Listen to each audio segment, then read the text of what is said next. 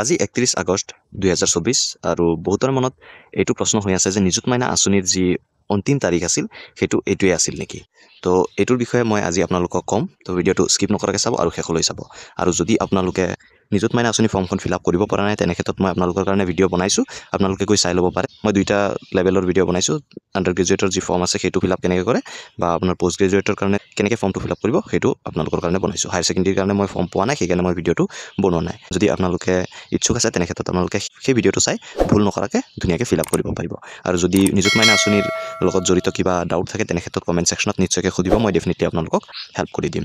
তো এতিয়া কথা হ'ল যে আজি 31 আগষ্ট 2024 আৰু আজিৰ দিনটোৱে আছিলে লাষ্ট ডেট নিযুত মাইনা আঁচনিৰ কাৰণে।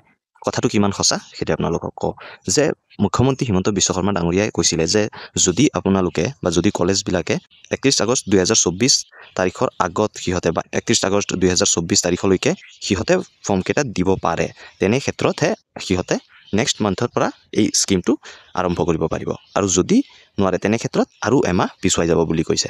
তাৰমানে কথাটো এইটোৱে যে এইটো দায়িত্ব কলেজৰ হয়। যদি সকলো কলেজে দিব পাৰে তেনে ক্ষেত্ৰত প্ৰচেছটো হ'ব, আৰু যদি সকলো কলেজে দিব নোৱাৰে অসমৰ তেনে ক্ষেত্ৰত কিন্তু আৰু এমাহ পিছুৱাই যাব।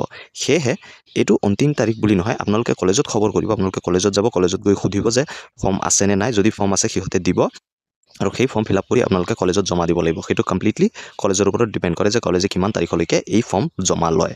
সেয়েহে আপোনালোকে দেৰি নকৰি আপোনালোকে কলেজত যাব, কলেজৰ কাৰ্যালয়ত গৈ আপোনালোকে সুধিব, সিহঁতৰ ফালৰ পৰাহে আপোনালোকে ফৰ্মকেইটা পাব। তো যিসকলে ভাবি আছিলে যে 31 আগষ্ট 2024 লাষ্ট ডেট নেকি, সিহঁতৰ কাৰণে মই কৈ থলোঁ যে এইটো কোনো ফিক্স নহয় বা নিৰ্ধাৰিত নহয়।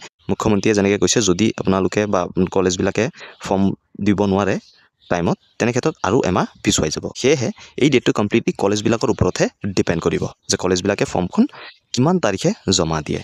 আশা কৰোঁ আপোনালোকৰ যি মনত কুৱেশ্যনটো আছিলে সেইটো ছল্ভ হৈ গৈছে।